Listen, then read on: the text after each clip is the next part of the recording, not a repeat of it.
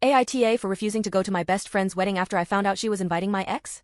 So, I, 29F, have been best friends with Sarah, 30F, for over 10 years.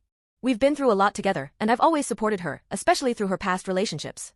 A few years ago, I was in a pretty serious relationship with my ex, Mark, 31M, for about 3 years. We broke up on relatively good terms, it was mutual, and we just grew apart.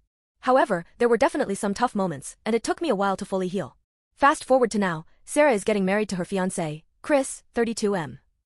They're a lovely couple, and I've been excited for her, but there's been a bit of a problem.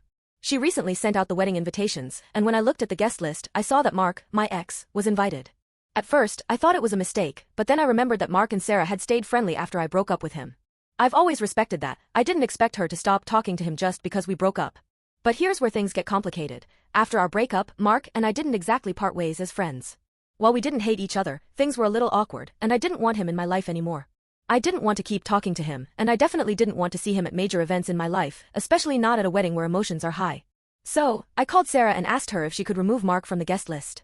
I explained that I wasn't comfortable with him being there and that I wasn't ready to see him, especially not at such an important event. She was really taken aback and said that I was being unreasonable. She told me that she's known him for years, and she felt like it would be awkward if she didn't invite him, given how close they've been. I told her that I understood their friendship, but I wasn't asking her to stop being friends with him, I just didn't want him at the wedding. She told me that it was her special day and that she couldn't cater to everyone's feelings. She said it would be weird not to invite him and that I was making a big deal out of nothing.